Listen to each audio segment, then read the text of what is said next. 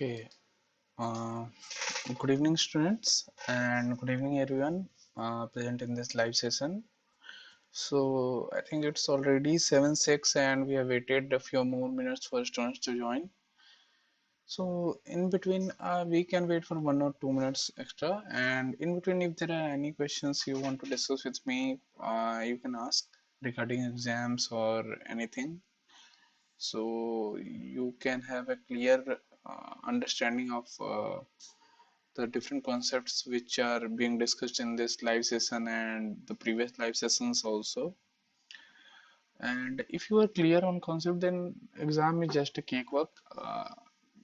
Just be clear, read clearly all the slides, listen to the lectures. The exams will be much more easier uh, for obtaining marks. And I think throughout this session, throughout this course, non-conventional energy resource, I am pretty sure that you must have learned pretty good and interesting things about non-conventional energy resources.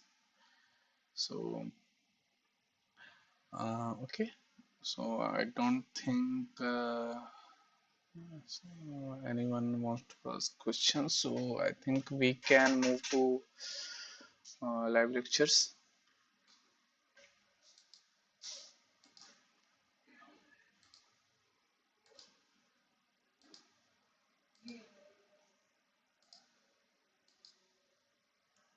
So I'm sharing my screen. Okay.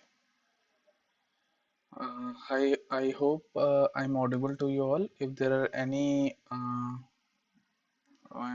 any queries or any issues regarding to the audio, or you can't see the screen, then please inform me. Okay.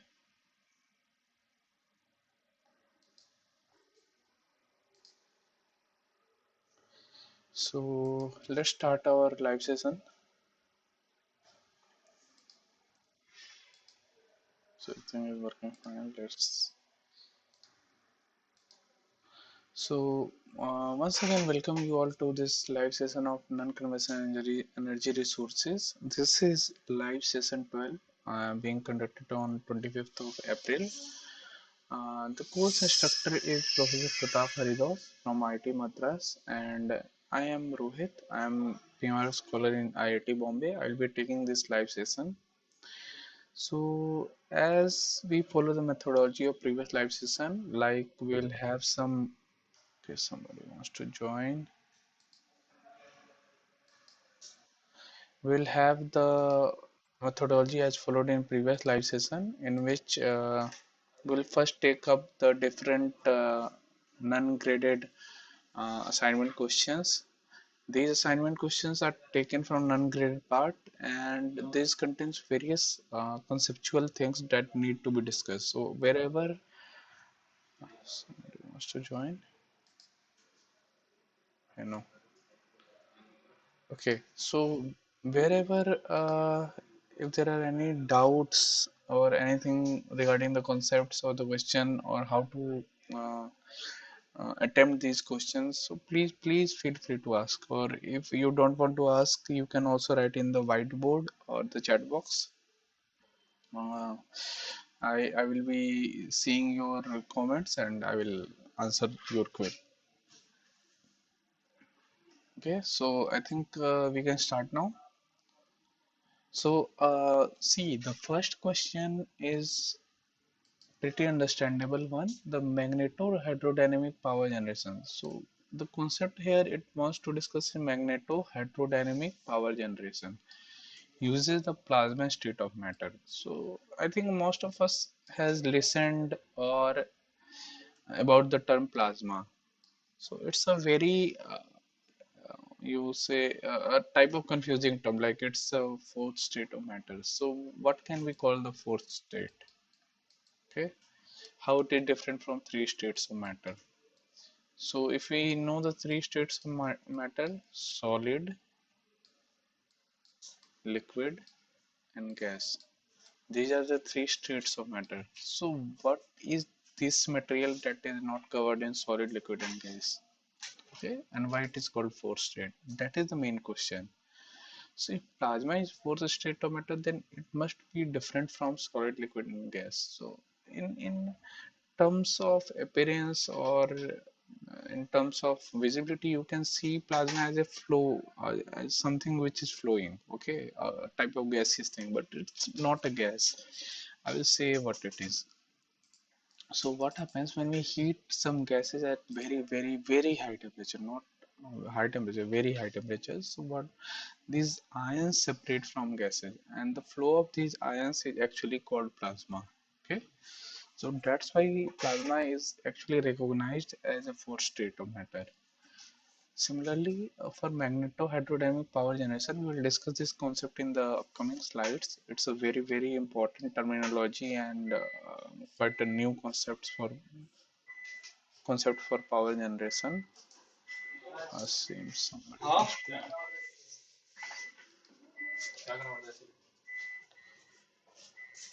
seems somebody wanted to join.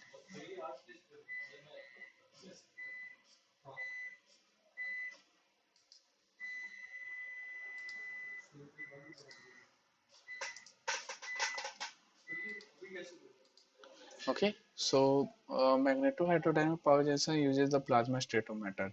So yeah, it's quite a true statement.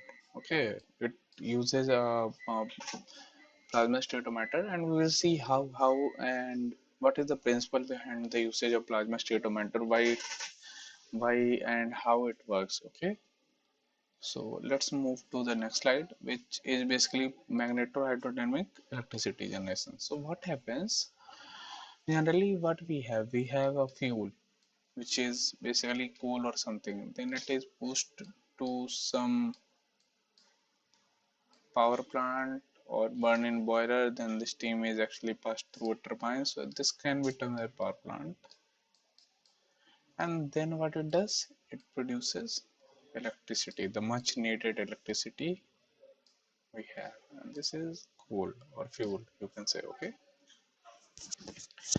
so in between, what they have thought that fuel is actually producing a very high temperature gas. So why not compress this gas and make it a very high temperature, high pressure gas, so that this gas is actually converted to the plasma. Okay, at such high temperature like 3000 degrees Celsius or something. So anything which is at very high temperature, the ions will be separated out from molecules and the ions will flow. So okay, so what happens? These gases actually, this fuel is actually fired in combustion chamber, and the air is actually sent. Let me see. Somebody wants to join.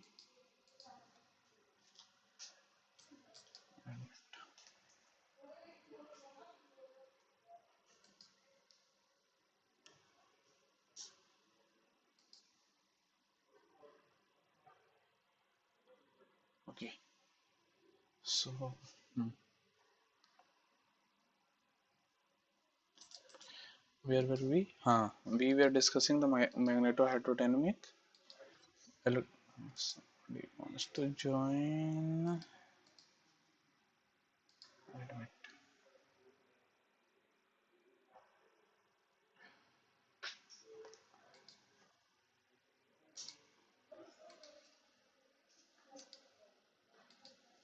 So what happened in this magnetohydrodynamics that discussed as we were discussing? So this is basically open cycle. Okay, there are two types of magnetohydrodynamics: open cycle and closed cycle. So for the sake of simplicity, I wanted to focus on open cycle. So if you guys can understand the open cycle, you can easily judge out the closed cycle. Okay, so fuel is fired in combustion chamber.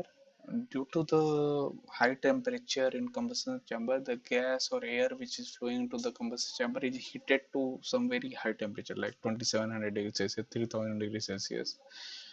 And at temperature, it is also goes through a nozzle.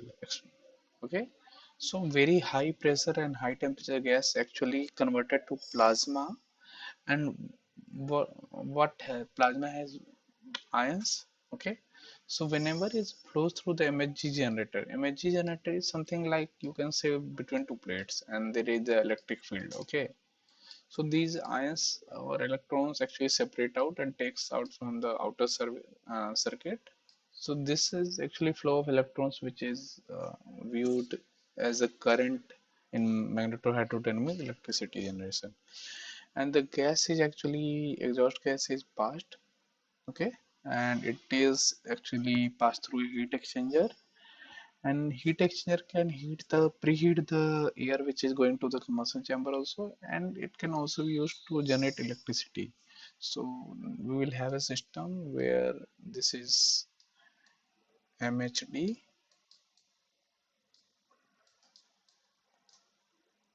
then after this is fuel, मतलब hot fuel, hot air, okay, not fuel, air, and this is basically a power plant, normal power plant. So these two can be clubbed together. So we are actually utilizing the high temperature and trapping the heat that is getting uh, converted to electricity in these two devices. Okay. So one more thing is that magnetohydrodynamic electricity generation. So there can be a question in the exam itself, like if we have a magnetohydrodynamic electricity generation, the electricity produced is AC power. You guys know na alternating current and DC power, direct current.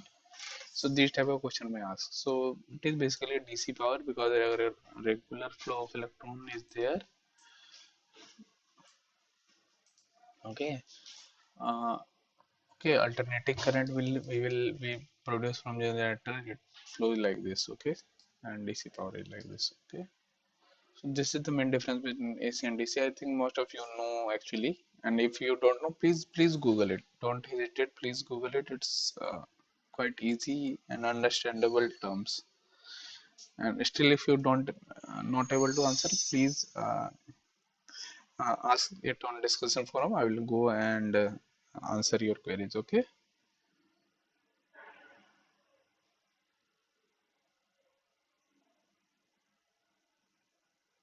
So I think this diagram is clear. So if you guys can have a proper picture of this diagram, so it's very easy, very understandable to have various complex concept like magnetohydrodynamic power generation. So these are just a very bigger terms, but if you understand how these systems work, so and one more thing is that these are still in research phase. Don't think that we have power plant based on magnetohydrodynamics. These are basically thinked upon because high temperature plasma is required, and you know plasma 3000 degrees Celsius, it requires special materials, special metals that can handle the flow of plasma, okay, the expansion nozzle and all the generator plates, etc. So we can't use stainless steel or something or ceramic or these type of things for uh, these systems. So a lot more research is actually needed when we discuss some new concepts. So it's not easy to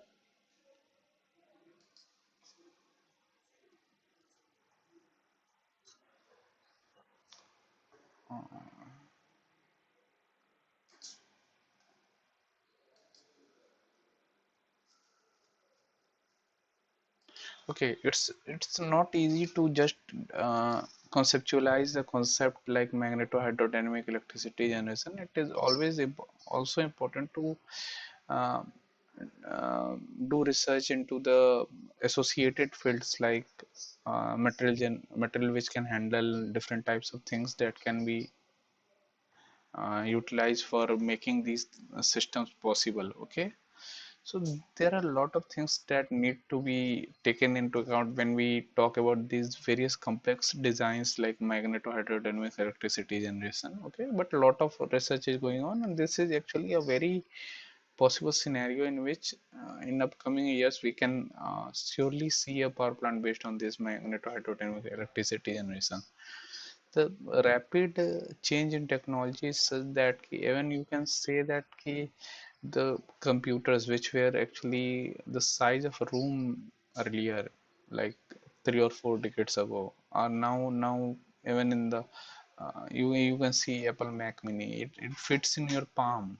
It's a whole computer CPU that fits in your palm, and the number of transistors are actually growing. So these systems are actually like that only.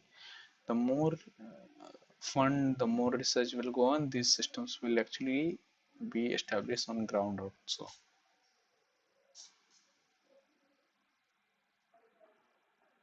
Okay, so I think someone's mic is on, which is causing some echo.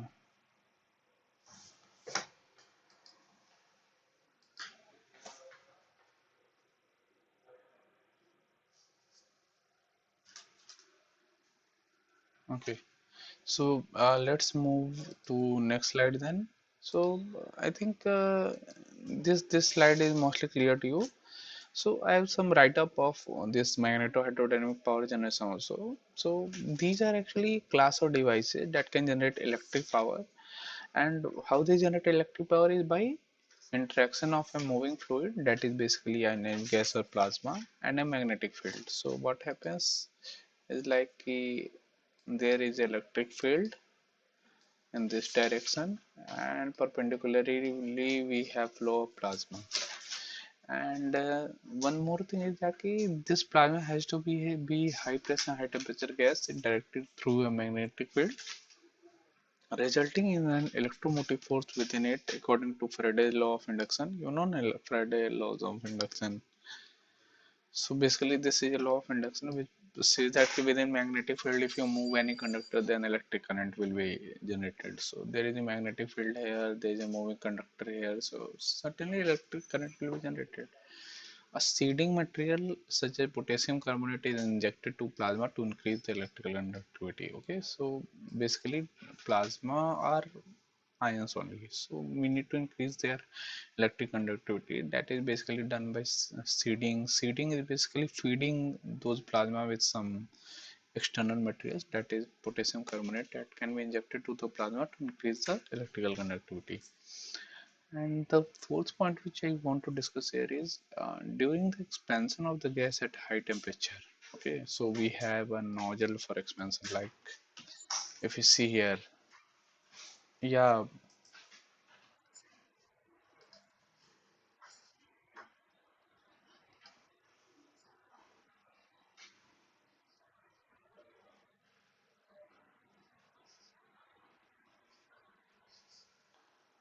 the seeding is basically done at the exhaust of gases or inlet.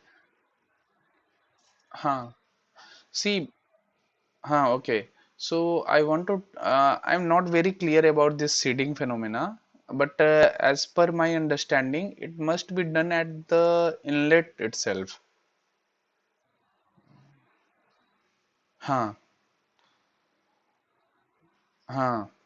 This can be because at the inlet of the nozzle itself there will be less temperature, so seeding is quite easier, because after the nozzle there is high temperature, high pressure, so plasma does whatever you want to seed, it will be converted to like ions or something.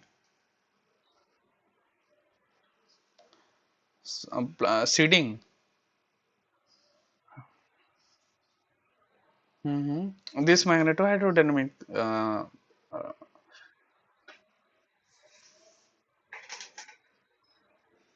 no, this is basically, this can work in combination with thermal power plants.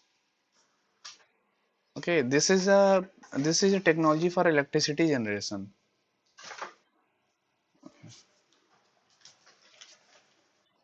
Okay,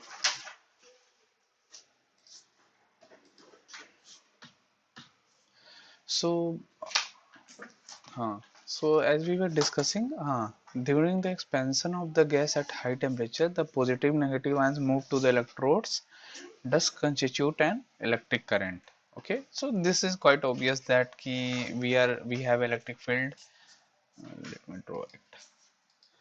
We have electric field here, and some electrically conducted gas is flowing.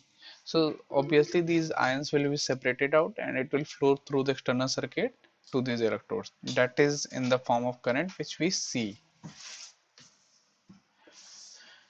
Now I have added some Extra slides on magnetic hydrodynamic power generation, magneto-hydrodynamic power generation. So basically, the power generated per unit length by magneto-hydrodynamic generator is approximately given by power equal to sigma into U into B square upon P. Okay. So what is sigma here? Sigma is basically electrical conductivity. Okay. Q is basically the velocity of the fluid, that is plasma. B is the magnetic flux density which is applied. Okay, and this is basically flux density. It's not the total flux, it's flux density. It must be some square meter or something, normalized with square meter or something. Okay, P is the density of the fluid.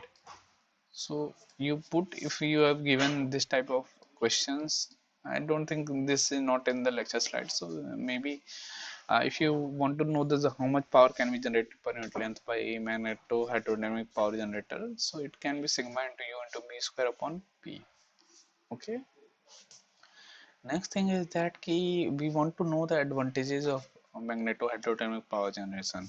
So what are the various advantages that we want to know? So the advantages of magneto-hydrodynamic power generation over the conventional power generation. So what can be conventional power generation? Like steam power plant, okay, gas turbines, gas power plants.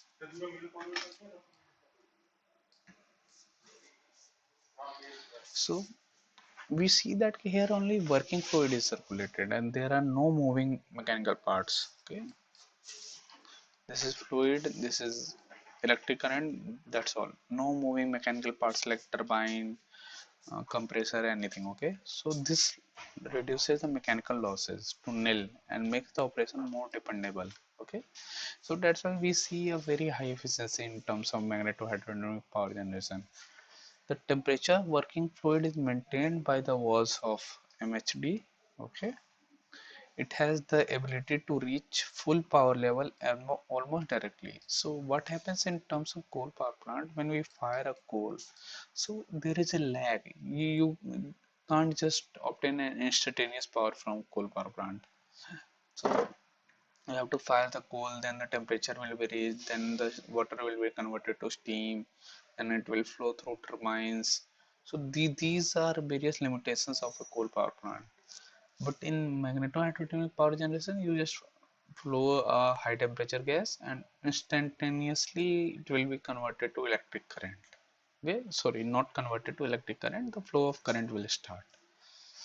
The price of magneto-hydrodynamic power generator is much lower than conventional generator. Why? Because it's a simple arrangement. You just have two plates, electrodes, then we have field, then we have flow of gases which in form of plasma. The most significant investment is to convert the gases into plasma. That's it.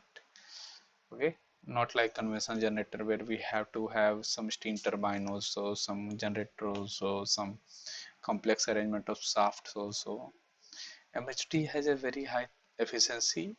It will certainly will have, because the mechanical efficiency is nil, which is higher than most of the other conventional and non-conventional methods of generation. So these are the major advantages of magneto-hydrodynamic power generation. So I think we have discussed a more detailed and more uh, different perspective of this magneto-hydrodynamic generation, and it's quite a new concept which is getting into the field. Okay, so if I think if there are any queries related to magneto-hydrodynamic generation you wanted to ask, I'm quite open to it now.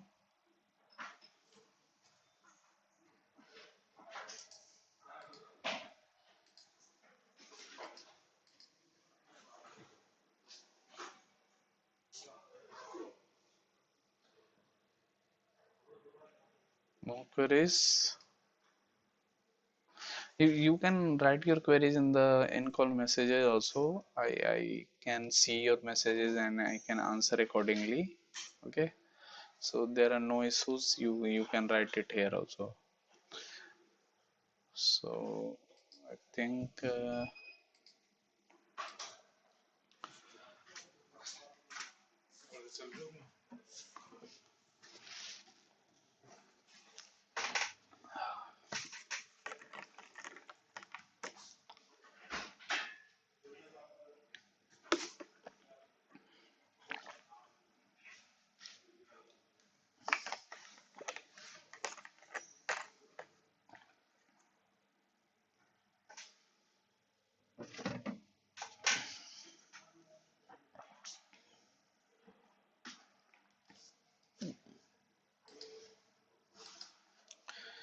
Capacitors store energy using ions. So this is the second question. Capacitors store energy using ions. So most of us confuse that key capacitors. So main thing is that key we want to know capacitors. First thing, what are the capacitors? So what I will do, I will recall the concepts of capacitors so you guys can have a familiar with the concepts. And apart from that, I will also explain the working of the capacitors. Okay, so this is basically a false statement. It's not a true. It doesn't store energy using ions. So how does it store energy? So basically capacitors store energy using electric field.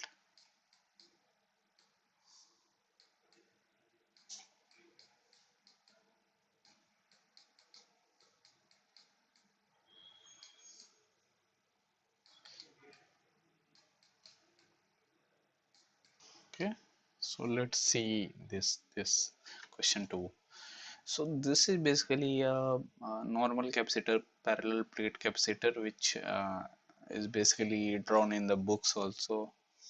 So what it has two plates called two electrodes, and there is a dielectric in between these plates, and there is a charge separation. So one plate will have only positive charge, then this plate will have only negative charge. Why? Because of the presence of electric field in between these two plates, and this charge actually flows whenever it is required. So it can store a huge amount of charge, and it can give its charge almost instantaneously. So these capacitors have actually a very you know important function when there is a requirement of a very high amount of current almost in a fraction of second. That's where these capacitors are actually used a lot. Okay, one more thing is that key the symbol of a capacitor, so it has been drawn, I think, vertically. You can draw it horizontally also. So these two should be parallel to each other, and that's how this is the symbol of capacitor. Okay, next thing is that key most of us have in our mind that key capacitors are only parallel plates, and but this is not the case. Capacitors can be in the shape of cylindrical also. How? So these are like electrodes, these are electrodes, and these are separators. So what are these separators? These are basically dielectric. Okay, and this can be rolled and in this form, and most of us have seen this in fans. We have fans. Condenser in fans are basically capacitors. Okay, so why condenser is needed in a fan?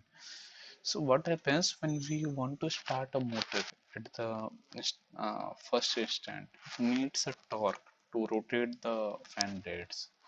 Okay, so this capacitor actually provides that electric current for those torque. We see these type of capacitors in the laptops, in the electronic devices, in tube lights, because most of us have actually phased out tube lights and replaced it with LED bulbs. So earlier tube lights has a component or device called choke, so that was basically a capacitor. Okay, so this can be in various forms depending on the like batteries can be uh, parallel plate also, or maybe in the form of coil also, as we see in the galvanic cell. Now moving to the next slide. So there is some write-up for the capacitor also. So if you in case somebody wants to know the basic function of the capacitor, so basically capacitor store energy, and it doesn't store energy in the form of charge or ions. It I think it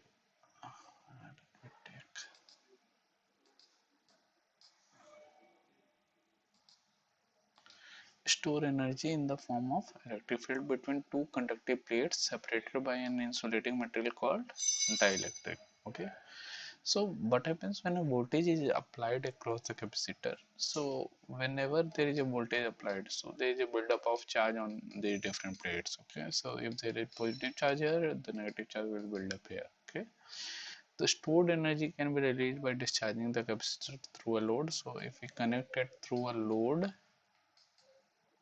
so it will give away its charge. The amount of energy stored in the capacitor is proportional to the product of voltage across its terminals and capacitance value. Okay, so Q equal to CV. Whatever is the voltage between those terminals and the capacitance value is equal to charge stored. So not only this, there are different types of capacitors. Okay, so first was electrolytic capacitors, as you saw in the previous slides also. So basically these capacitors have a very high capacitance to volume ratio and are commonly used in energy storage systems. So whenever we want to store energy, then we will have this, we can use this electrolytic capacitor due to high energy density and low cost. Another one was supercapacitors, also known as ultra capacitors or electric double layer capacitors. Okay, so we have some Helmholtz double layer capacitor also in this range, in this category. So basically, supercapacitor has a very high charge density than electrolytic capacitor, and they can store and deliver large amounts of energy very quickly, making them ideal for applications requiring high power and rapid charge and discharging cycles. So what happens in supercapacitors, we have actually double layer of charge formation. If there's a negative, there will be a positive. Similarly here. Okay, so these can provide very high amount of so one of the application which is very much explored for supercapacitors are like they can be utilized these public transportations. So whenever you have an electric bus and it has a battery that needs to be charged, so basically when bus is traveling, the battery is giving power. So whenever there is a bus stop, so these supercapacitors can give the current almost instantaneously. So these supercapacitors can be employed, and just in the fraction of seconds or a minute, those battery can be charged again. Okay, and these are one of the basically techniques or devices that are very much being explored for public transportation. Second and third is dielectric capacitors. Like we discussed in the previous slide, these capacitors use a high permittivity dielectric for energy storage, and they are typically used in high voltage and high frequency application due to excellent temperature stability and power loss. Okay, these dielectric capacitors are actually very much utilized in real world. So apart from this, I think you guys can go through this capacitor thing, and if you want to ask any questions or anything, then we can have a discussion for 2 3 minutes. Okay,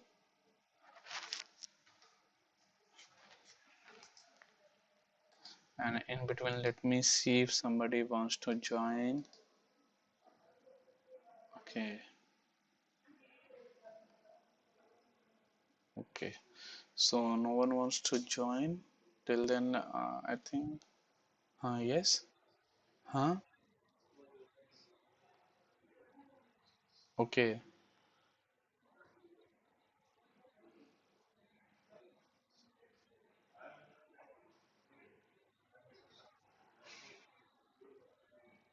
No, no, no, no, not in the dielectric. Energy is stored in the electric field. Actually, basically, the electric field is actually which is holding the charges in the plates. If you remove the electric field, all the charges will drop down, go away.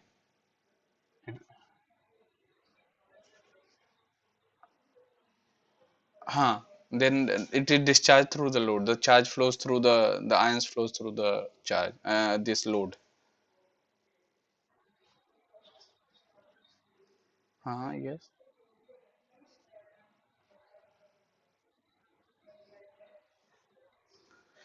in ions. And what happens in supercapacitor, the charges are stored in much higher number because there is a double layer.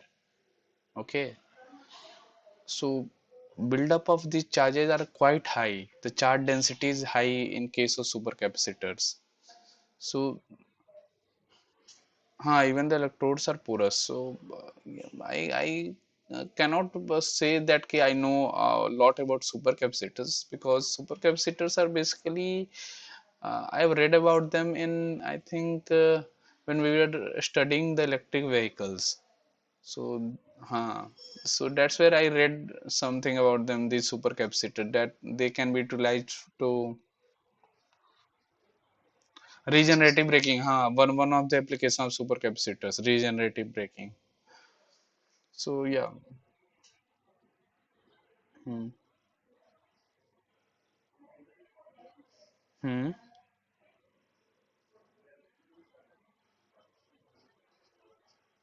Okay. So question number 8 of quiz 12, quiz of week 12. Okay. So if you want to read out the question, that's okay, because actually we are forbidden to discuss the present quiz questions. The time is over. Yeah, then we can discuss it. Sure. So what was the question? Hmm.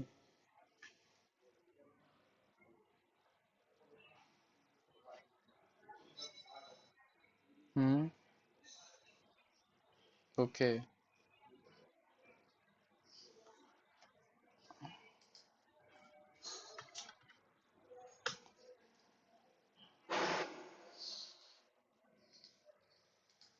So can you see my screen? This Swam portal. Okay. So the quiz was hmm, question number 8. The plastic deformation by elastic. This was the question.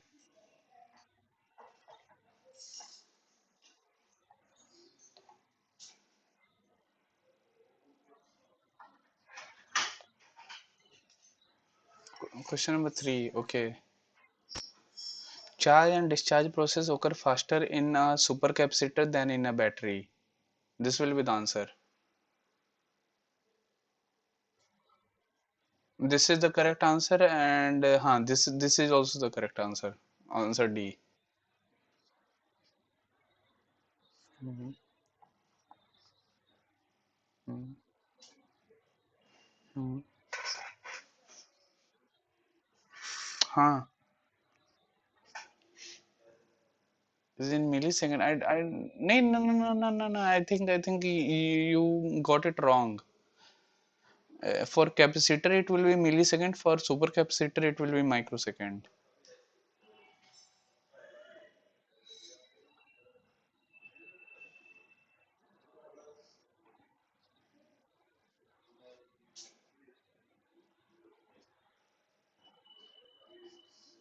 Hmm. Different.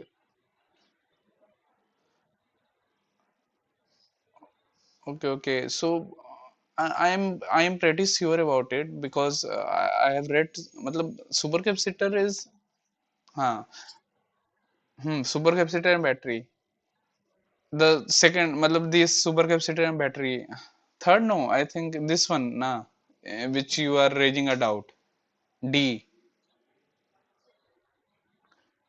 हाँ. So you are saying कि option C is correct rather than option D. So you can do, you can take a screenshot of this and post it in the discussion forum. Okay. So the professor himself will actually go through this discussion forum and he will surely answer it. Okay. Because no, it's okay. It's okay. I think the discussion forum are actually quite active. They have to answer within 24 hours or 48 hours something. So they answer frequently.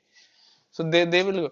Whatever I know from my knowledge, that supercapacitor is actually charging and discharging quite faster. That's why we are actually exploring its application in regenerative braking. Apart from that, this public transport system. So if the charging and discharging of capacitor would have been faster, so there is no what you say, no push for this research in supercapacitor for its application in public transport or something. Maybe they in the slides, maybe they he wanted to tell you something else, and because of something else he may have interchanged the words or something. So this can be a possible than in a capacitor. Yeah.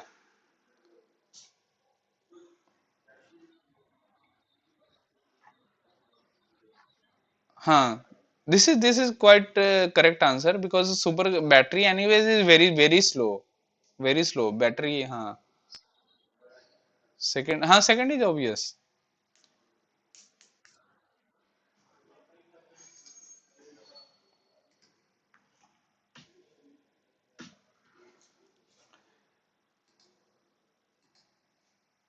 Okay, so now we have question 3, that is gas diffusion layers enable reactants from channel areas to reach land areas. Okay, so yeah, gas diffusion layers actually enable reactant to reach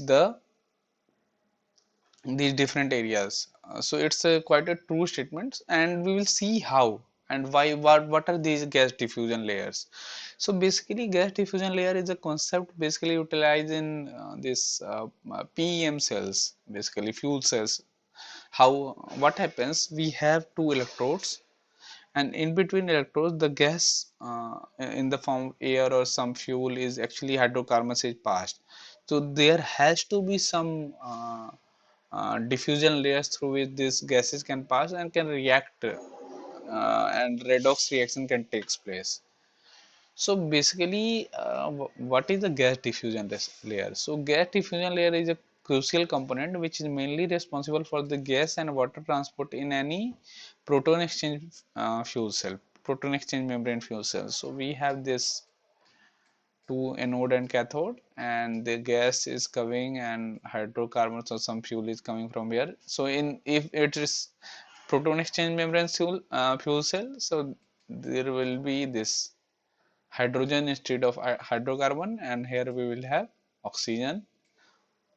Okay, so this redox reaction can takes place. So the gas diffusion layers are actually fibrous porous medium. I think I should have put a picture of it. It's basically a fibrous porous medium that has basically two functions. One is to ensure uniform distribution of reactive gases on the surface of electrodes. So what happens due to this gas diffusion layer, the uniform distribution throughout the surface of the electrodes actually happens. If the uniform distribution will not happen, then the reaction will not be uniform throughout the electrode, and maybe the whatever the output is from the fuel cell will drop down. Secondly, it actually helps in transport the electrons to and from the external electric circuit also, because what happens, these are connected to external electric circuits, and the just a minute.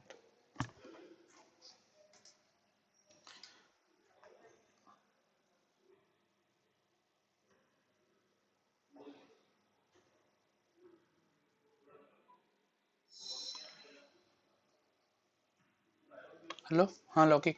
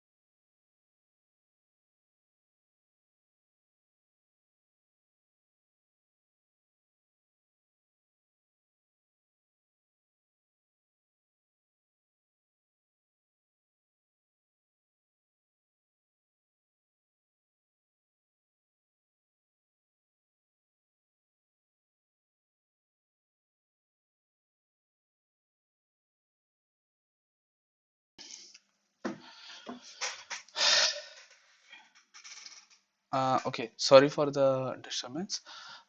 So these are actually helpful in transporting the electrons from the to and from the external electrical circuit also. So these are two major functions of a gas diffusion layer. Okay, so it's basically a type of facilitation of this transfer of electrons and actually uniform distribution of reactive gases throughout the surface of electrodes. So a lot of work is also going on this gas diffusion layer and the modeling of this gas diffusion layer and proton exchange membrane cell. So I think you guys can read about it on the different sources. Like I have taken it from Science Direct. So if you can go to Science Direct, there are a lot of articles on this gas diffusion layer also. Okay.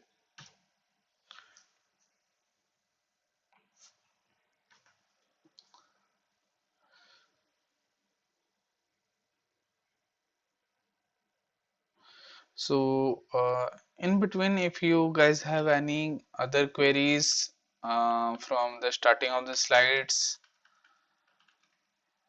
please ask.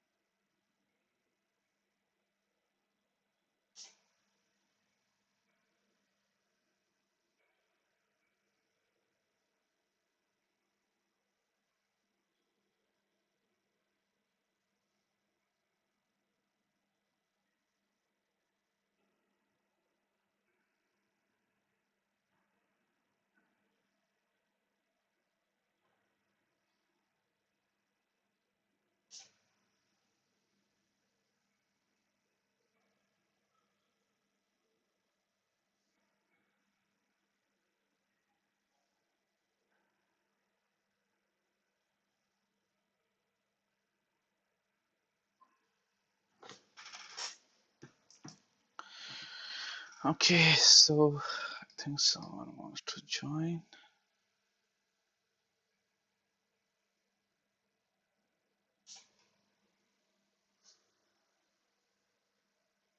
Okay, so I think let's move to the next question.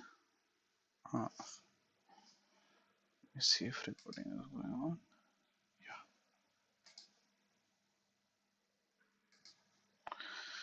So another question is that we have this energy stored in flywheel increases as the cube of angular velocity.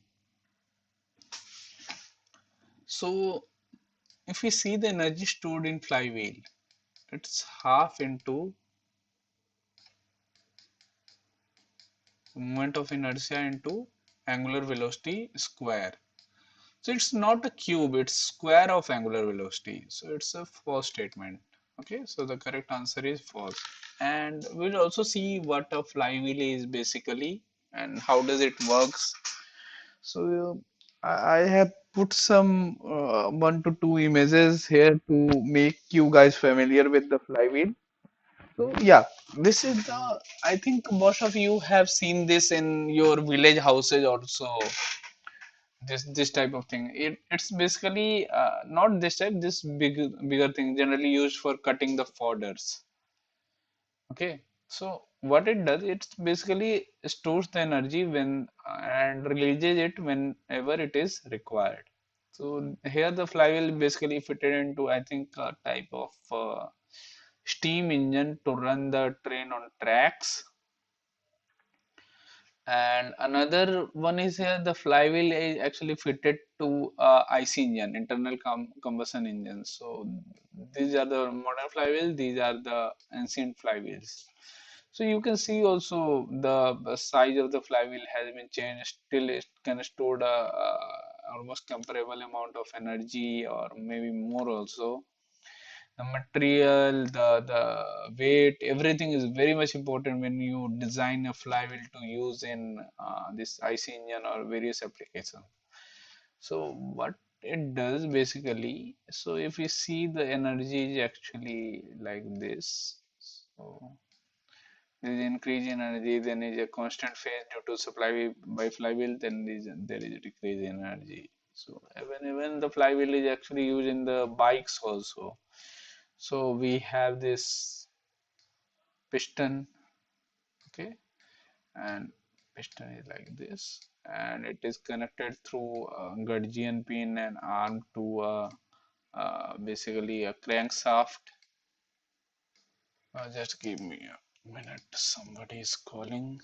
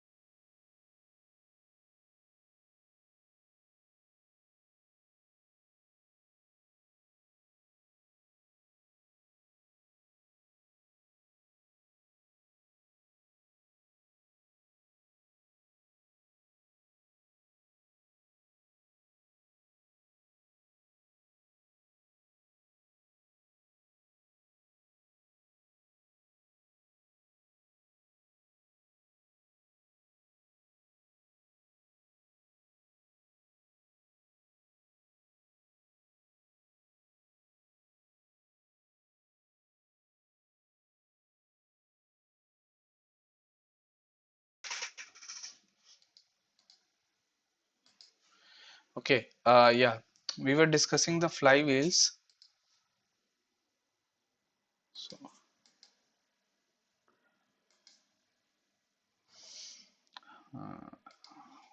so what happens in case of this? Um, Let me draw this. So this is a piston. It is connected through a crankshaft, and this, if there is a cycle of four, this crankshaft actually rotates or provide power in only one cycle. Yeah, only one cycle the firing occurs. So what happens? This crankshaft has actually a flywheel attached to it, and it actually stores the energy. And for three other cycles, it actually provides the power in four-stage engines. Okay, so this is basically a function of flywheel. Flywheel are actually very much type of mechanical devices. These are not electronic or electrical devices like batteries to store power, but they can store a huge amount of power and can provide this power. One more thing is that the power stored is actually damped with time. So this was actually one of the disadvantages of using flywheels. Okay, but because of its much more flexibility in use, these are very much used in various vehicles, engines, etc. So if we see a flywheel basically we have a disc made of. It can be hollow also, it can be solid also. Generally, it's a solid disc. So the energy stored is actually half I is moment of inertia, omega is angular velocity. So energy stored increases with E is directly proportional to, linearly proportional to moment of inertia, and at the same time E is actually directly proportional to square of angular velocity. So what the question was basically increases at the cube of angular velocity, which was wrong. So that's why this was a false statement. Square of angular velocity. So another question was actually very much related to the flywheel concept itself. So I will discuss and solve this question. Before that, please go through this slide. This is a very important slide for solving the question. The many questions can come in exam from this slide, and it's a pretty direct formula based question. Okay, so I'm pretty sure that you guys can actually solve it.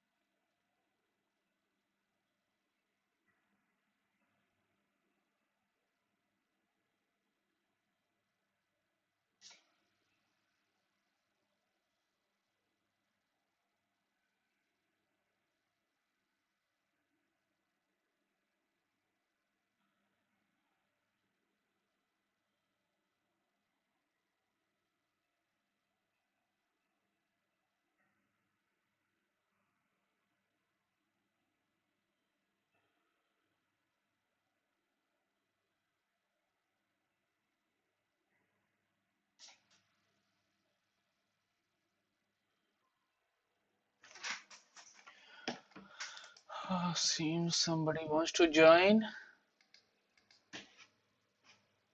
Nobody wants to join. Okay.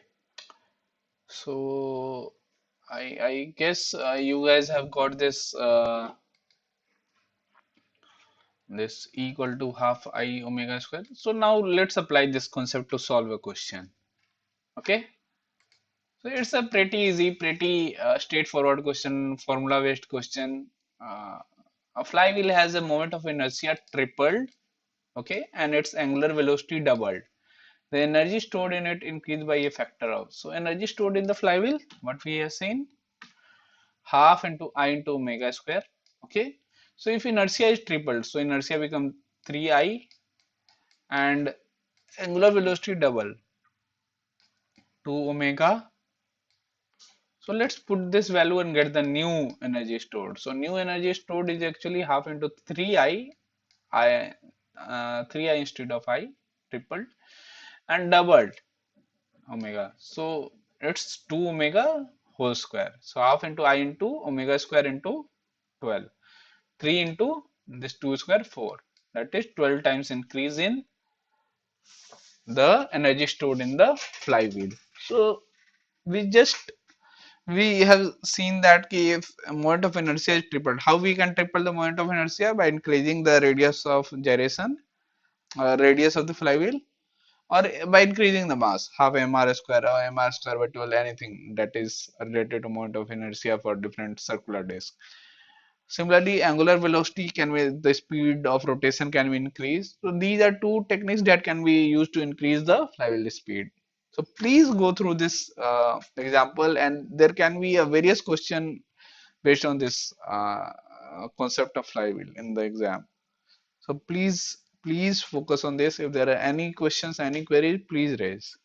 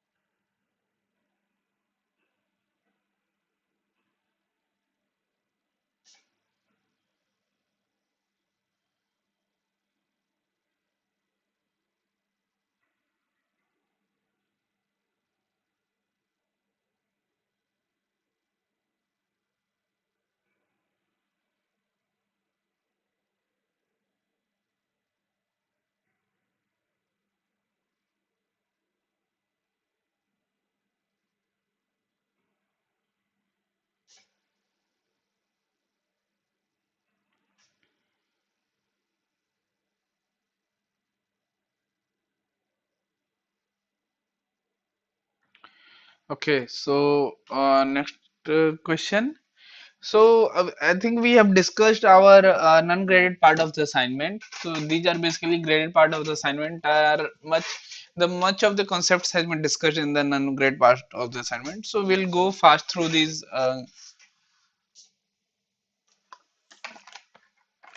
graded assignments, and these are basically concept-based, lecture-based questions. So you can easily answer these. Okay. So if we see this. Batteries and supercapacitor are identical in performance characteristic. No, they are not identical in performance characteristic. The correct answer is false. So whatever performance characteristic you can see, batteries like charging, discharging, capacitors, supercapacitor can discharge or charge in a matter of seconds or milliseconds, microseconds. But batteries take a long duration to charge. Think of your mobile battery or think of an inverter battery, how much time it takes for charge or discharge. Okay, so it's not instantaneously. Similarly, the power generated, everything. Okay, so they are not identical in performance characteristics. Okay.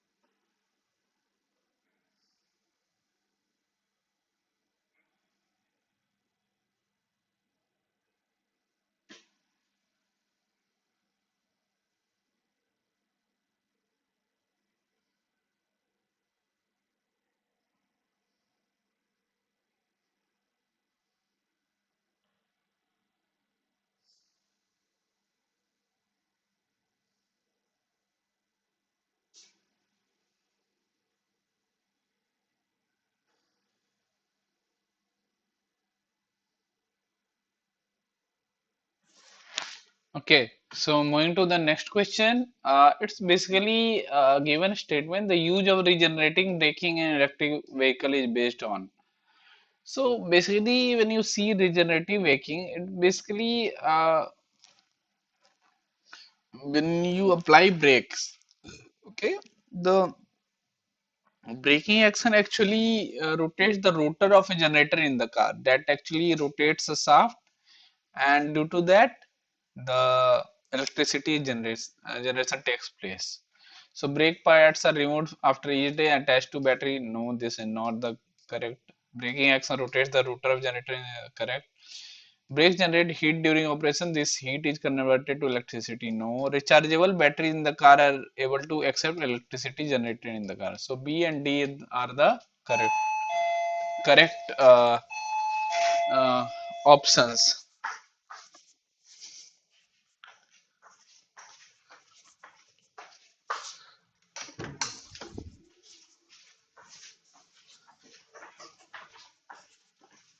So please go through these questions, and if you have any doubt, please raise. Okay.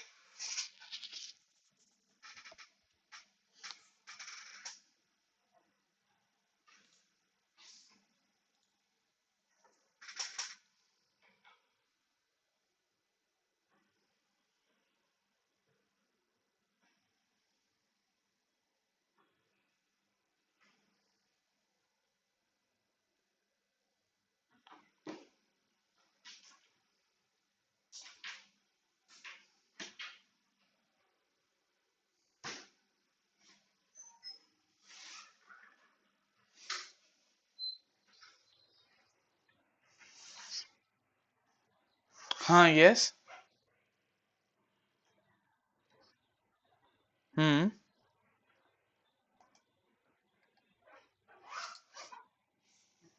Assi- Assignment 12 my question number 10.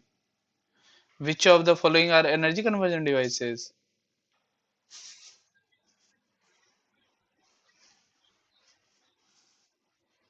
नहीं, the battery is not energy conversion device ना. Battery is energy storage device.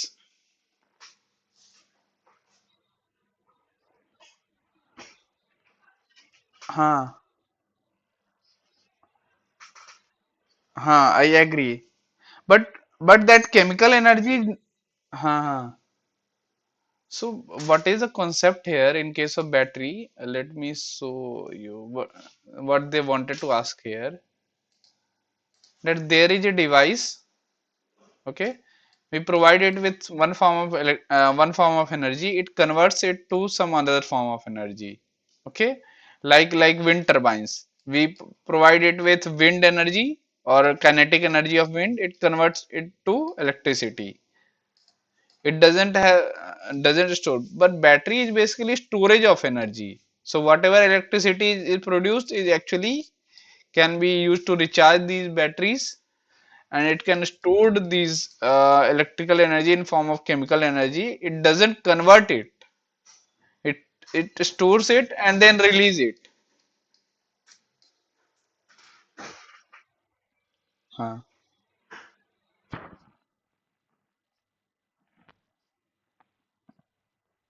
हाँ हाँ. So you were saying कि chemical energy is getting converted to this electrical energy. So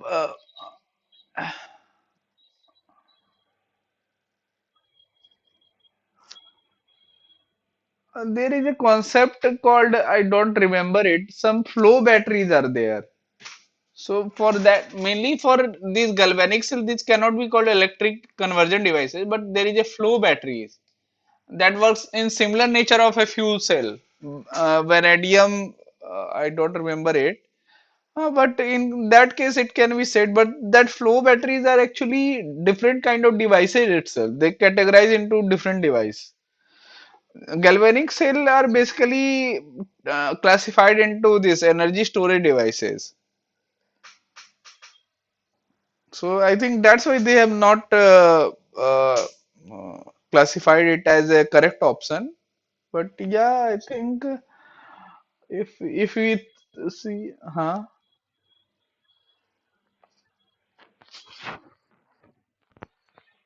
हाँ हाँ converts.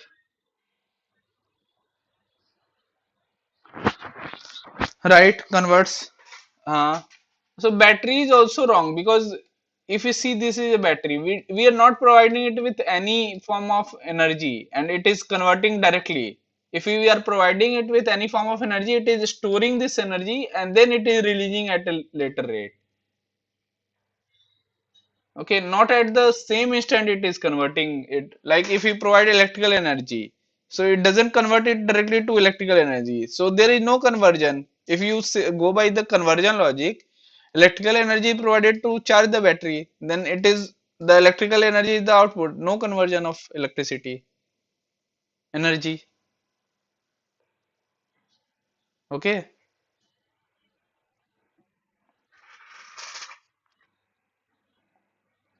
Hmm.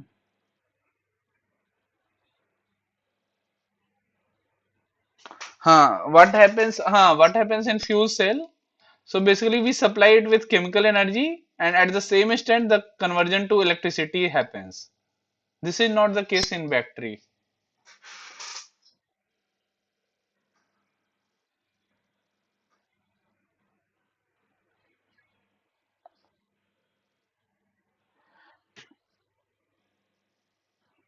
No, no, no, no, no, no, not the source of conversion. This is the battery. Okay, we are providing it with which energy? Electricity. Output is electricity. No conversion.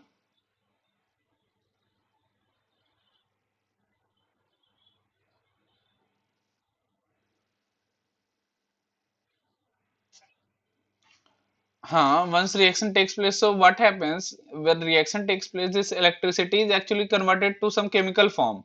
Okay, chemical energy and stored. And this chemical energy is actually at some other instant is actually released to electrical energy.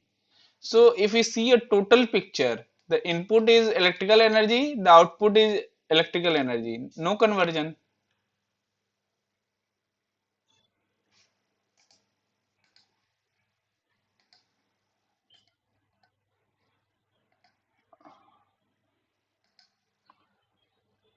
Secondary battery, which I am saying, and in the primary battery also, I think it's not a conversion device. We store it in the form of some chemical energy, and then it is converted to this. So it's kind of storage device. Yeah, it maybe the primary batteries can be think of as energy conversion devices, but there are no input supplied to this primary battery. It is not converting it. It is just converting the stored energy to it. Like in the wind turbine we provide it with input and there is a output. That's not the case with primary energy, primary batteries.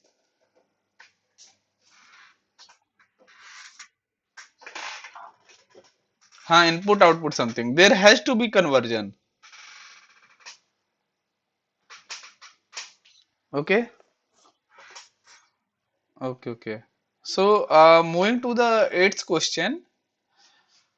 Okay. So a person is going from Chennai to Pondicherry in car of 2000 kg with average speed of 60 kilometer per hour. What will be the approximate amount of energy recovered due to regenerative braking if it comes to full halt and 50% of energy recovered during the braking process? Okay. So mass of the car is given 2000 kg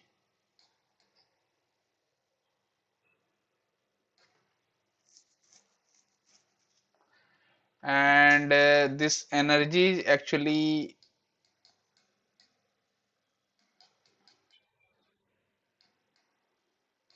huh. So we just have to put the values here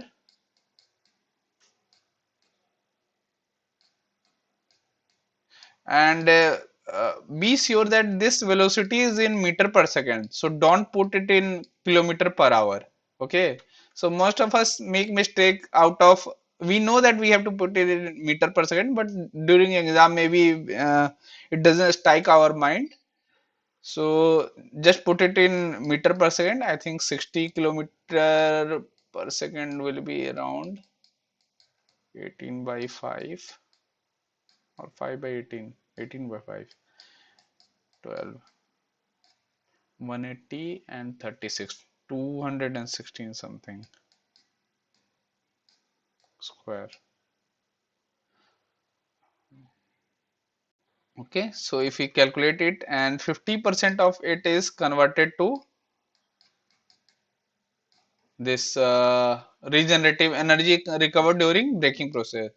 So it's saying that what will be the approximate amount of energy that can be recovered due to regenerative braking. So just calculate it. It comes out to be around some 275. So it will come out to be around 275 triple zero zero something like this. So basically 275 kilojoule. Correct answer is answer B.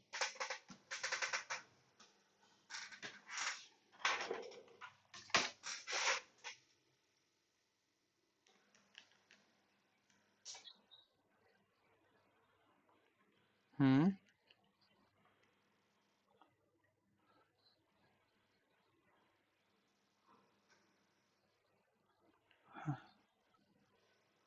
I think it's not coming. It's two double three three two double three something coming out.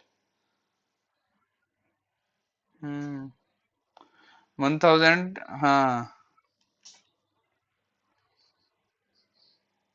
into point 0.5 two double it's coming uh it should be around 233 28 something. The options are wrong or something.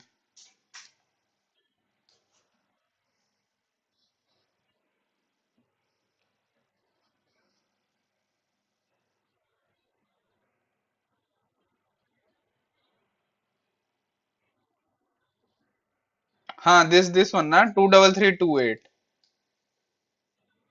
This is quite high. I think this is quite high. 230 223.3 megajoules. So I think this I will have to check. I think this is quite high. हाँ. Hmm.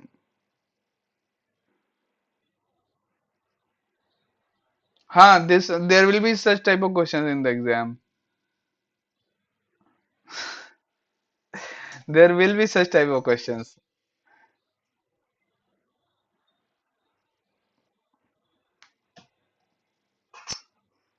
हाँ. And these are actually very pretty straightforward questions. I think the options are not updated or not correct or something. Or maybe this is the kinetic energy. Okay, this is okay. I think equal to half mv square or something. Uh, hmm. Huh. Okay.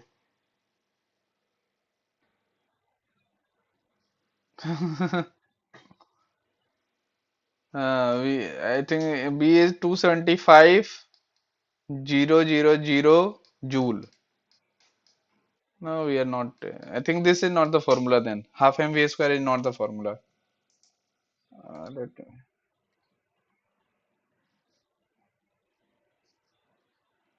hmm. No, no, no. Let me check the slides then. If they have discussed this concept, live session slides NPTEL.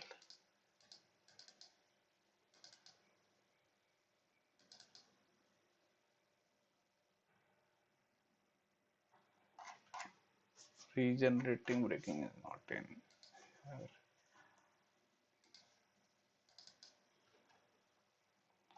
So magnetohydrodynamics.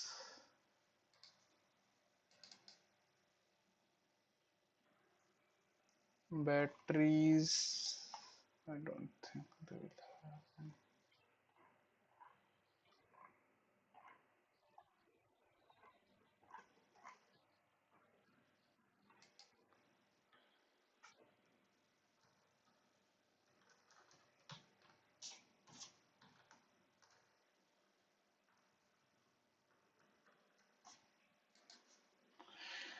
Okay, I think this is not the correct formula. The kinetic energy, there has to be some formula which I am not getting. I will get back to this question, okay?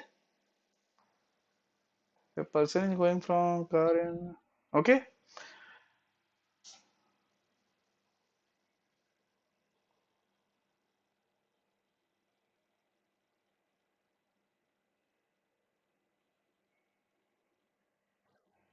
Yes.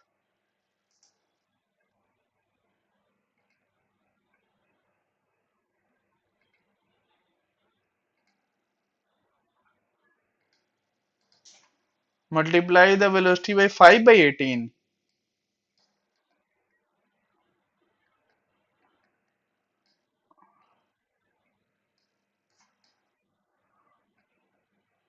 Okay, okay, okay. That is where we are.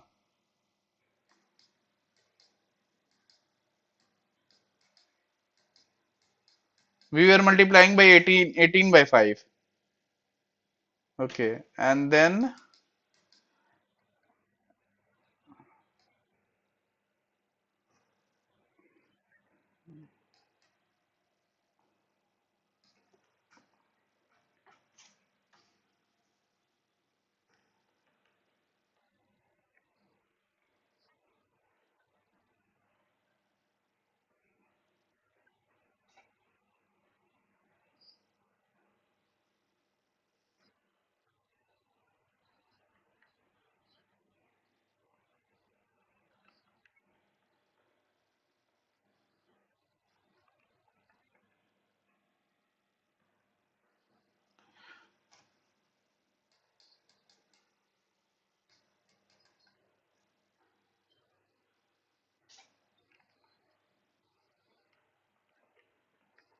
let me calculate it myself. 16.67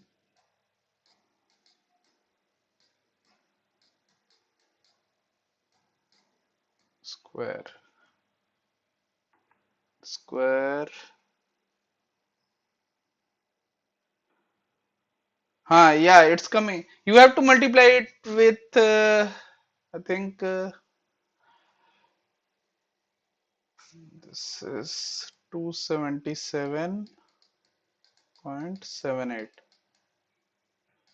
And this is the kinetic energy that has to be converted to regenerative braking, and it comes to full halt, and 50% of the energy recovered during the braking process. So 50 0.5%, that comes out to be around 138.89 kilojoule. So this is the correct answer.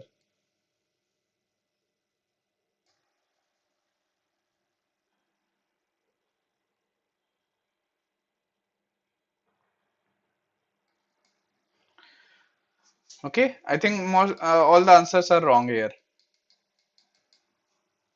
138.89 kilojoule is the correct answer.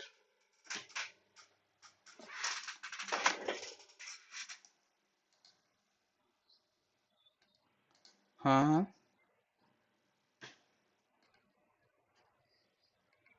हाँ,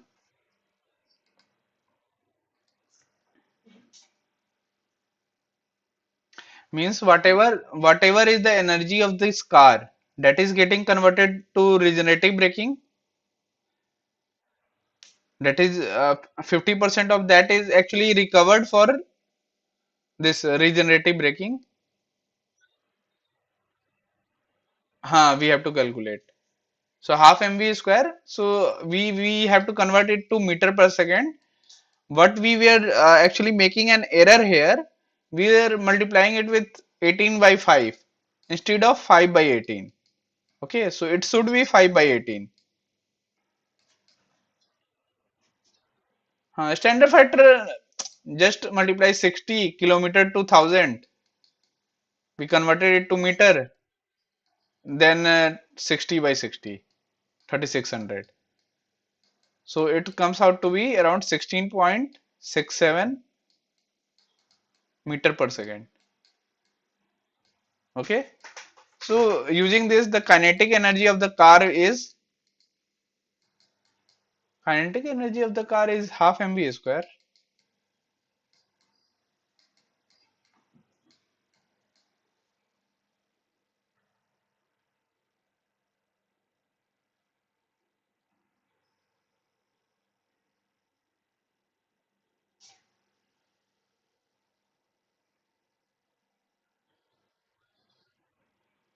16.67 it will come. आ गया ना? So half mv square, put these values here. Mass is 2000 kg, half into mv square. And out, what will be the approximate amount of energy recovered due to regenerative braking if it comes to full halt, and 50% of energy is recovered during the braking process. So we have to multiply it with zero point 0.5. I think they have actually miscalculated in formula, sorry, in providing options. So it will be around 138 point something, 138.89. Okay, this is the correct answer. Okay. This is a straightforward question. This is what we were actually doing it wrong here. Instead of 18 by 5, we have to multiply it with 5 by 18. Okay, so if there is, don't remember these 18 by 5 or 5 by 18. These things I remember from my school days. So I was pretty much confused. Just convert kilometer to meter and hour to second. That's all.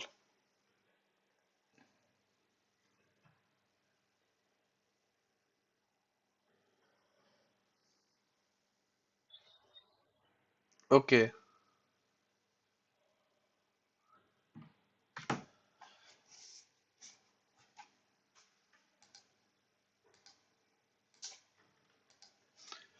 What are the major replacement done in a conventional capacitor to convert it into supercapacitor? Okay, so basically in supercapacitor we have generally a double layer of ions. Okay, on conventional capacitor we just have a single layer. So what we do in supercapacitor, there is no electrolyte, sorry, no dielectric, not electrolyte. Sir,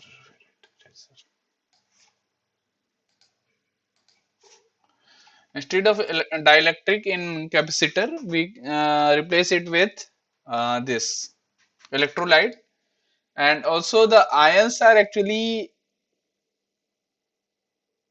used in supercapacitor instead of electrons. Okay, so A is also correct. Dielectric block by electrolyte is also correct. Static charge induction by dynamic motion of charge carriers. So in this capacitor, what happens? The charge are actually stuck to the electrodes, and they are pretty much static along the electrode. But in supercapacitor, the charge have motions. There is dynamic motion of charge carriers throughout this electrode, because there is electrolyte also. Dielectric are generally not that much conductive, so instead of dielectric, electrolyte is actually used in the supercapacitor. So this is also a correct option. And flat contact surfaces by non-flat contact surfaces. So contact surfaces are these electrodes. Okay. So we have generally flat contact surfaces in capacitor, and these are actually replaced by non-flat contact surfaces in supercapacitor, because it has to support a quite a large amount of charge. So as the surfaces become non-flat, more amount of charge can accumulate and can be accumulated along the surfaces carriers. So all the options here are almost correct. Okay. The next question is, if two energy storage devices have distinctly different specific energy, then suppose we have a device A, okay, and then we have device B.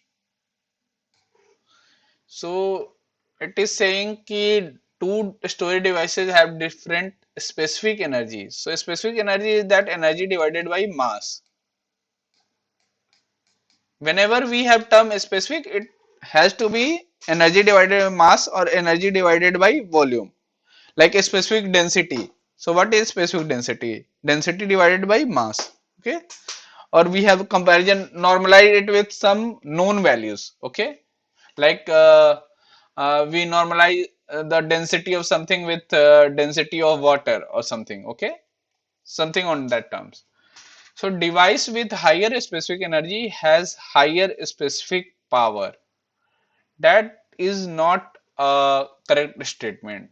The device with higher specific energy doesn't mean that it will provide a higher specific power, because we have seen a curve, this diagram also, where there is energy here and power here. So then we have different devices listed here.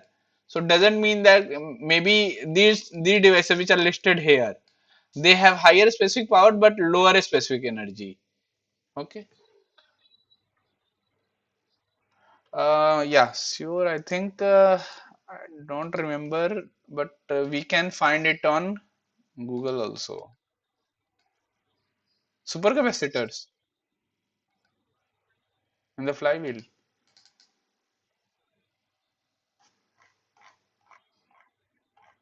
Huh, this one, na? Huh. Okay. So you can see that the capacitors have specific power, high specific power, but low specific energy. Okay. So that is why the option A and B are ruled out. And I think you have a question also regarding this.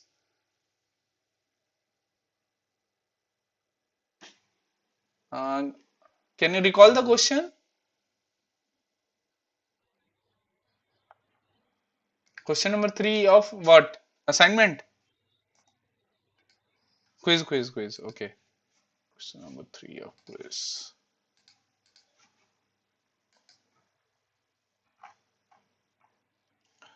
Okay. Charge and discharge. So this was charge and discharge process. I think we have discussed it. Mm-hmm. So,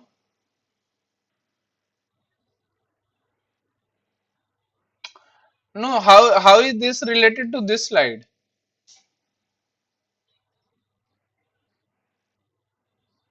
Huh. Huh.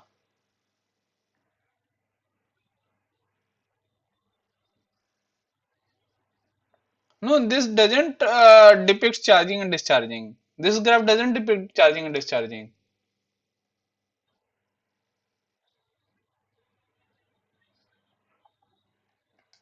I don't think there is in there.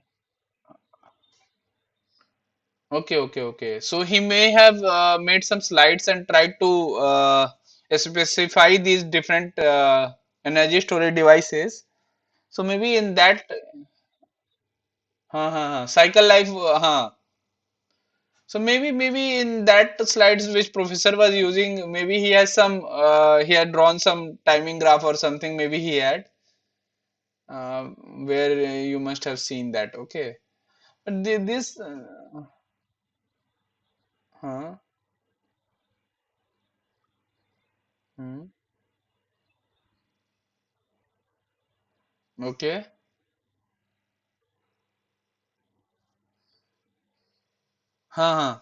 charging discharging na, हाँ हाँ. So yeah, it's okay now. कि charge and discharge occurs faster in supercapacitor. The capacitor has second to minute. The supercapacitor has micro to milli.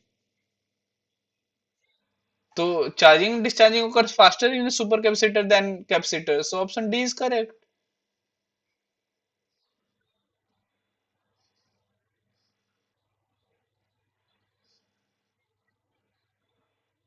Okay. Okay. Okay.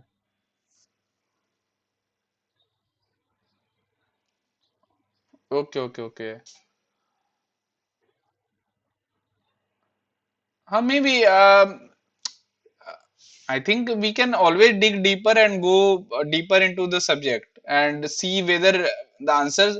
Don't think answer written here are actually correct only. You can challenge these answers. If you think these answers are wrong, it can be. That's why we have this interaction session. We can plan, we can discuss, we can say that these answers are wrong. This has to be replaced with the correct answer or something.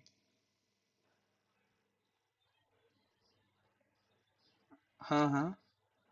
Surely, I will surely suggest कि if you think as per my understanding, whatever you are saying, these options are correct. But if you think that these options are not correct, please take a screenshot of this question and take a screenshot of that slide or that video wherever you have seen that slide, and just post it on discussion forum and write कि I am thinking with reference to these two slides.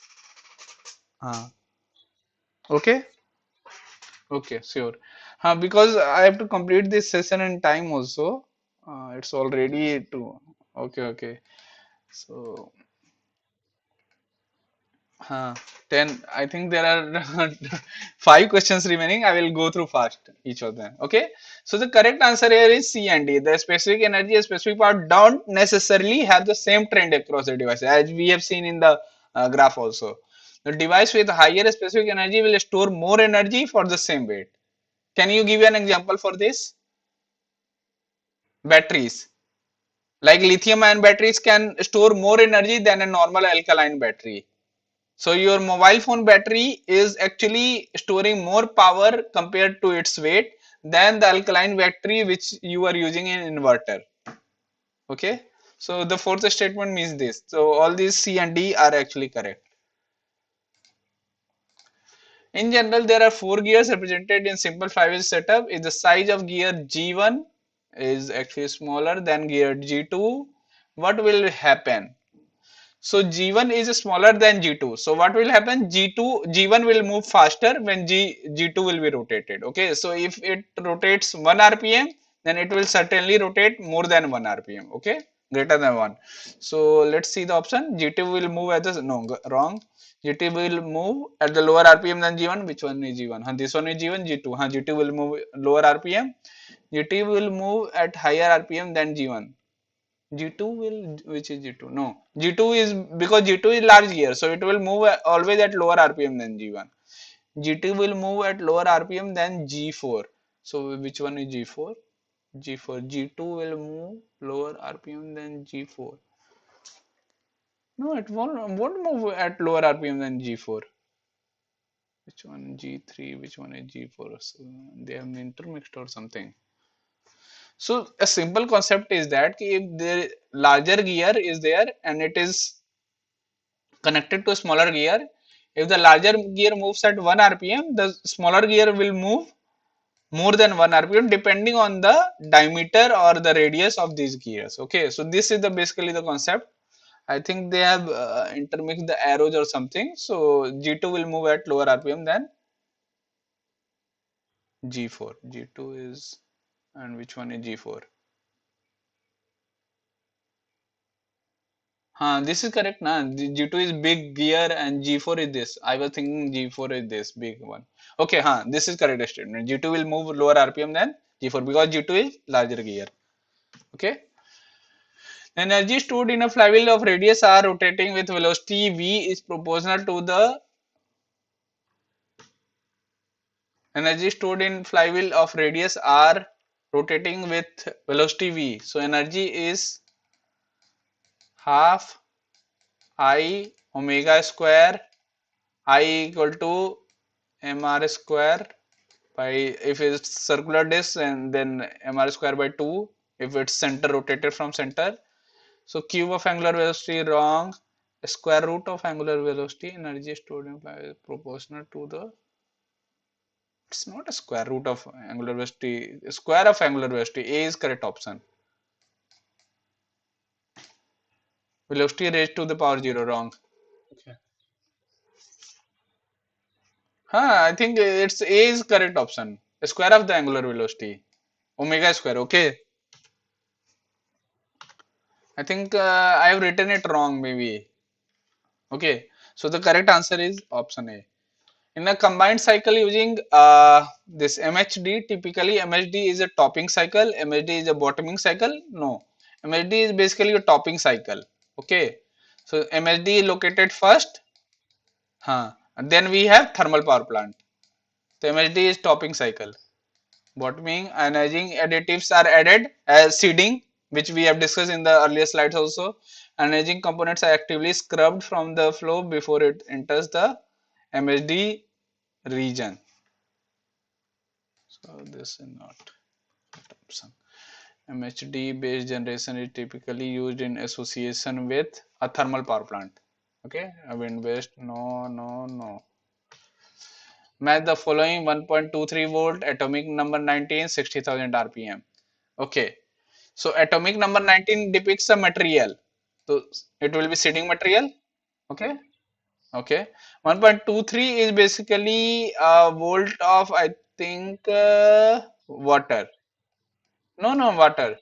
And RPM is basically omega angular velocity linked with flywheel. So the correct options are A is 2 and okay, okay. So I think this is the band gap for water 1.23 volt or something. Band gap for water. Okay. So with this, I am ending this live session. It's already quite late for the live session, but it was really enjoyable, and it was the last live session for this course. So I hope if there are any questions, please find me at this email ID. And people generally write an email to this email ID. Also, I will upload this video to the YouTube. So please go through my YouTube channel and please find these videos because those videos are actually property of NPTEL. NPTEL actually tell us to upload these videos for the benefits of students. So I think most of the concepts I have actually covered in these videos. So please go through them. And also I will be doing a summary session. Maybe I will record a summary session maybe by tonight or maybe by tomorrow of 1 hour where I will go through each of the slides or each of the topics taught by sir, and I will record those videos and also upload to the same YouTube session. So it was really a good experience with you people, and please if you have any queries, please raise the queries in discussion forum because that will benefit all the students from your queries. Your queries are really important, so don't hesitate to ask. Okay, and if you want to discuss anything specific, please write an email to me. Okay. Yes. Huh.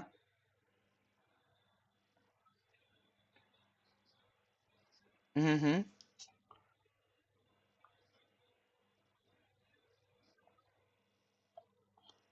So the sample papers are the quizzes which you have done.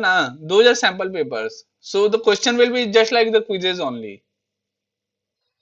Most probably it will be like the quizzes. They don't ask generally. They have given the pattern. They must have given the pattern. You, if you go through announcement section and ask, most of the question are most of the exam itself is MCQ type and some numerical like those numerical answer filling in the gap. Okay, so don't worry, just go through the slide. They don't ask anything outer from the slides. All the syllabus has been covered in the slide, and most of the question will be pretty straightforward, pretty formula based, and also concept based. So just grab the concepts. Okay, so like if you have been taught magneto-hydrodynamic power generation, so you need to know what is magneto-hydrodynamic power generation. If you know, you can easily answer. Okay. Okay. Okay, thank you once again. I'm ending this session now. Good night all. Okay.